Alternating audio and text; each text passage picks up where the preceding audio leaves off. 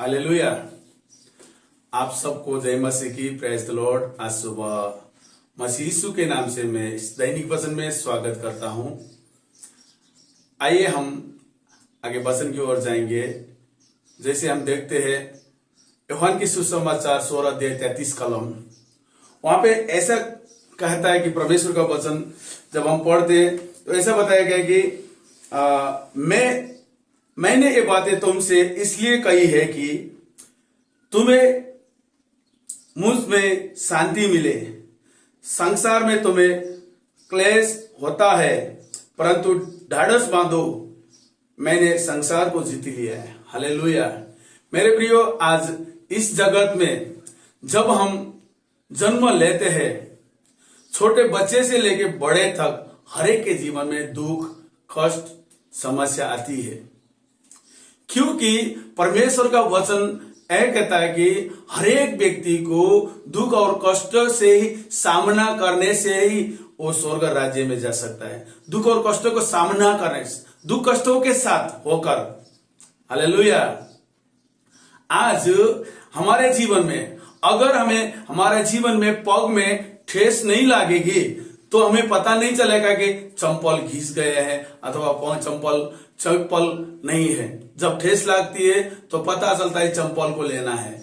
मेरे प्रियो, आज हमारे जीवन में दुख और कष्ट ही हमें परमेश्वर के पास लेके जाता है। दुख कष्ट ही हमें अपने जीवन को की कष्टों को सामना करने के लिए परमेश्वर हमें सहायता करता है। जब दुख कष्ट जीवन में आती है तब जाकर हम परमेश्वर को ढूंढते हैं। हालेलुया।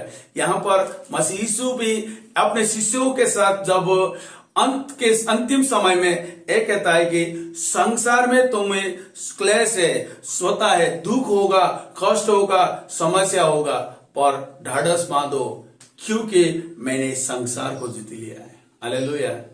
मेरे प्रिय, आज हमें चिंता करने की जरूरत नहीं है कि हमारे जीवन में जो दुख कष्ट आती है तो कैसे हम इस दुख कष्ट से सामना करेंगे। हर एक व्यक्ति को दुख कष्ट से सामना करना पड़ेगा, परंतु परमेश्वर एक कहता है, मसीह यीशु ये कहता है कि अगर मैं तुम्हारे पक्ष में हूंगा तो तुम्हारा विरोधी कोई ना होगा। जब हम बोलने को नहीं आता, हमें कैसे बात करना है नहीं आता है, हमें कोई समझ नहीं आता है, अगर हम बुद्धि में भी निर्बल है, निर्बुद्धि है, कमजोर है, कोई शिक्षा नहीं है, तो चिंता करने की जरूरत नहीं है, क्योंकि प्रभु यीशु ने कहा कि मैं तुम्हें सिखाऊंगा। हालेलुया। मेरे प्रिय, आज हमारे जीवन में हमारे दुख और कष्टों से हमें क्या करना है, सामना करना है। पर ऐसे कि हम जब दुख कष्ट जीवन में आ जाती है तब हम लोगों के पास जाकर हमें अपना समस्या को बताते हैं। पर बाइबल ये बताती है कि तुम लोगों के पास जाओगे तो तुम्हारे कंधों पर ऐसे बोझ को डाल देंगे जो तुम उठा भी नहीं सकोगे। आज हमें हमारे जीवन का सारा चिंता परमेश्वर पे डालना है, क्योंकि प्रभु ही हमारे ध्यान देता है। हालेलुया। 9 महीना गर्भ में रखती है, जन्म देने वाली मां भी हमारे बोझ को नहीं उठा पाएगी। प्रभु ने कहा, जब तेरी मां के गर्भ में तुझे रचा गया था तू मेरे दृष्टि में अनजान नहीं था, मैंने तेरी ध्यान रखा था। तो आज हमें हमारे जीवन में दुख और कष्टों से सामना करना है, पर कैसे? सबसे पहले बात यह है कि जब हम भजन संग्रह 50 अध्याय पवित्र शास्त्र बाइबल 50 अध्याय 15वीं कलम में जब हम पढ़ते हैं, वहां पर परमेश्वर का वचन ये कहता है कि संकट के समय में ऐसा कहता है कि और संकट के दिनों में मुझे पुकार, मैं तुझे छुड़ाऊंगा, तू मेरी महिमा करेगा। हालेलुया। और तू मेरी महिमा करेगा। मेरे प्रिय, आज हम जब संकट आता है तो लोगों के पास जाके अपने समस्या को बताते हैं और लोग हमारे मजाक उड़ा देते हैं। इस व्यक्ति को तकलीफ है, पैसा तो बहुत कमाता है लेकिन कर्ज में फंसा हुआ है। हर एक बातों को लेकर क्या लोग हमारे एक मजाक, जिंदगी को मजाक कर देते हैं।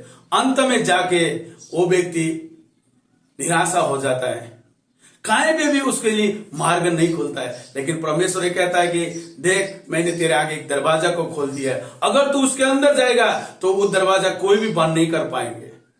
मेरे प्रियो, जीवन के अंदर जब दुख, कष्ट, संकट आती है तो हमें चिंता करने की जरूरत नहीं है। एक ही बात को परमेश्वर ने कहा, संकट के समय मुझको पुकार, और संकट के समय मुझको पुकार, मैं तुझे छुड़ाऊंगा। कोई मनुष्य हमें दुख कष्टों से छुड़ा नहीं सकेगा। अगर कोई हमें दुख कष्टों से, संकटों से छुड़ाता है तो उसका दुगना हमें कीमत भी चुकाना पड़ती है।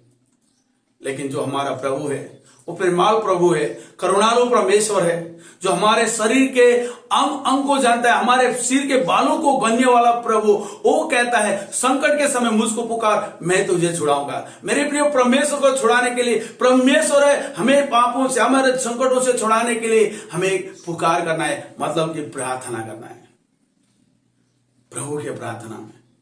जब हम हॉस्पिटल जाते, बीमार हो जाते, अंतिम घड़ी आ जाती है, डॉक्टर भी कहते हैं माफ करो, हम तो अपने हाथ ऊंचा कर दिया, लेकिन आप जाकर ऊपर वाले के पुकार करो। हम देखते बाइबल में जब सारे बुद्धिमान व्यक्तियों को, ज्ञानियों को मारने के लिए योजना बनाया, नाबूकदनेस्सर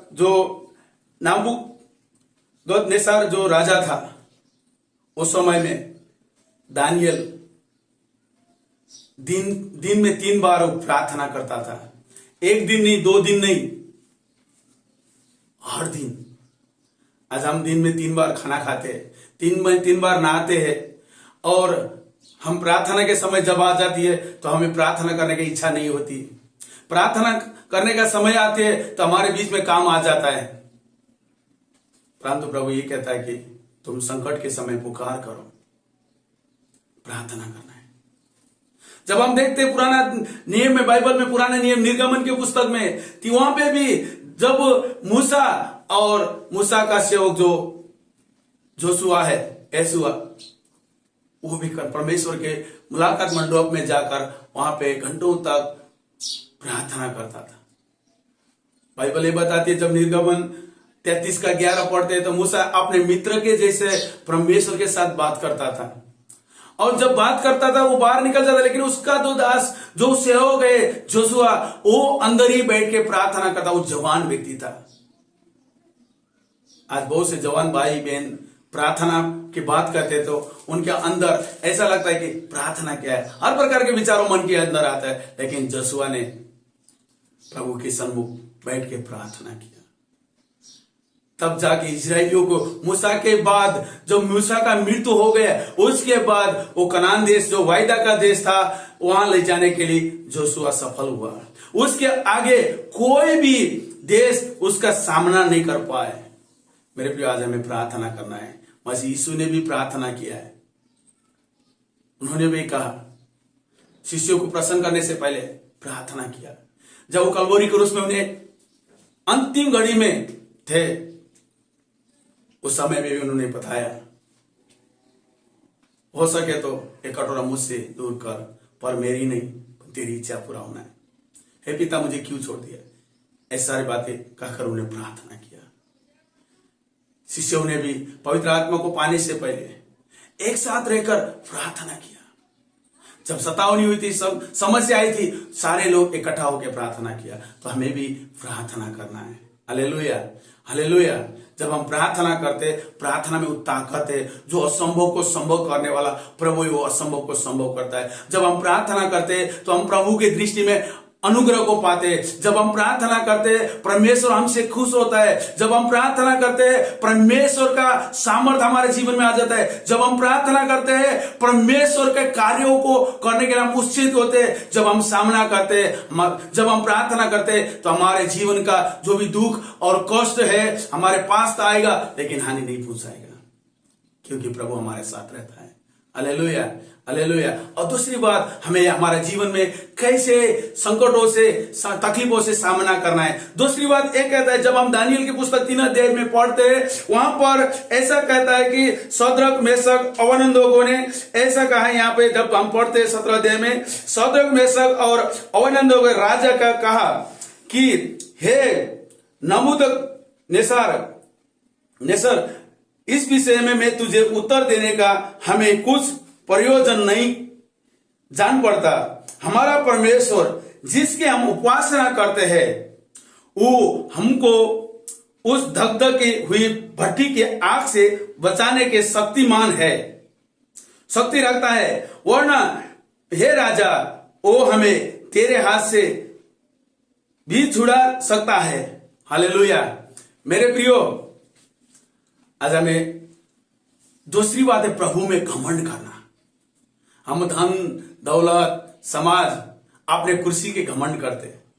कुर्सी के 4 पहियों में से एक कुर्सी टूट जाएगी तो जमीन में गिरना पड़ती है। धन दौलत का घमंड करेंगे। क्या कोई व्यक्ति अपने धन से अपने लोगों को बचा सकता है? क्या धन से कोई व्यक्ति अपने जीवन को स्वर्ग राज्य को में प्रवेश करवा सकता है? वचन ये कहती है मांस और लहू भी स्वर्ग राज्य का भागीदारी नहीं होंगे। तो घमंड करना किस बात की? क्योंकि ये शरीर जो है मिट्टी का है और मिट्टी में चला जाएगा। एक दिन हमारा जीवन ऐसा है कि बरसात के सीजन के बादलों की तरह कुछ समय दिखाई देगी और चला जाएगा। हम जिस जगह में रहेंगे उस जगह में कुछ समय के एक मेहमान के तरह है, बाद में ढूंढेंगे तो भी किसी को नहीं मिलेंगे। आज बहुत से लोग ऐसा कहते हैं घमंड से कुछ नहीं होने वाला है। लेकिन हमें घमंड करना है तो प्रभु में करना है। पौलुस भी ये कहता है मैं प्रभु में घमंड करता हूं। मेरे प्रियो, जब हम प्रभु में घमंड करता है, अय्यूब ने कहा उनके सारे संपत्ति चला गया, उनके बच्चे का डेथ हो गया, सारे लोग उनके रिश्तेदारी उनको छोड़ के चला गया, क्योंकि पैर से लेके सिर तक उसके शरीर में बड़े बड़े घुमरा फोलका पड़ा हुआ था, बीमार से पीड़ित हुआ, शरीर सड़ा हुआ था। उनके मित्र लोग जब दिलासा देने के लिए आए तो वही उनका निंदा करते हैं। और उनकी पत्नी को, उनका श्वास को जब श्वास लेता है उनकी पत्नी को गंध आती है। उनके नौकर उनके बातों को नहीं सुनता है। उनके भाई बहन जो भी है उनको तुच्छ गंदे हैं। उस समय में एक बात को कहता है कि मेरा छुड़ाने वाला जीवित है। हालेलुया। जब हम प्रभु के संकट के समय में प्रभु पर घमंड करते हैं, प्रभु पर घमंड करते हैं, तो प्रभु ही हमें छुड़ाने के लिए सामर्थ होंगे। हालेलुया। मेरे प्रियो, आज हमें हमारे धन दौलत जो है एक हाथ से आता है, एक हाथ से चला जाता है। जब नीति वचन 23 अध्याय बाइबल में पढ़ते हैं, वहां पर कहता है धनवान होने के लिए तू मन को तोड़कर, तन तोड़ के मेहनत ना कर। तुझे पता नहीं है एक धन दौलत जो है उकाऊ पंक्षी के तरह उड़ के चला जाएगा। अजबू रुपये जमा करके रखेंगे, लेकिन एक दिन पता नहीं चलेगा वो इस दुनिया में रह जाएगी। लेकिन उस पैसों से, हम उस रुपये से, वो धन से, दौलत से कभी भी हम अपने जीवन को नहीं बचा पाएंगे। अगर बचाना तो एक ही है, वो मसीह यीशु। और उस पर हम जब घमंड करते हैं तो हमें वही बचाता है। Hallelujah, hallelujah. इस वचन से आपको प्रभु आशीष करे। आइए हम प्रार्थना करेंगे। स्वर्गीय पिता, मैं प्रार्थना करता हूं मसीह यीशु के नाम से, सुबह का समय में आपके शरण में आए परमेश्वर पिता। आज का दैनिक वचन प्रभु जो सुनने वाले भाई बहन जितने भी प्रभु इसमें भाग लेते उस सारे परिवार जन को, भाई बहन को आशीष कीजिए प्रभु जी। और परमेश्वर पिता, मैं प्रार्थना करता हूं आज के दिन जो भाई बहन का प्रभु जन्मदिन है और शादी का दिन है, उन्हें परमेश्वर पिता आप आशीष कर। परमेश्वर पिता उनके जीवन में हर कमी घटियों को आप पूरा कीजिए और जहां कहीं भी जाते आप उनके साथ रहिए पिता। धन्यवाद देते प्रभु जी, हमारी प्रार्थना को सुना है। आदर मान महिमा भक्ति हम आपको देते हैं, प्रार्थना मांगते यीशु के नाम से, आमेन, आमेन। Hallelujah, hallelujah. आप सबको जय मसीह। प्रभु आपको आशीष करे।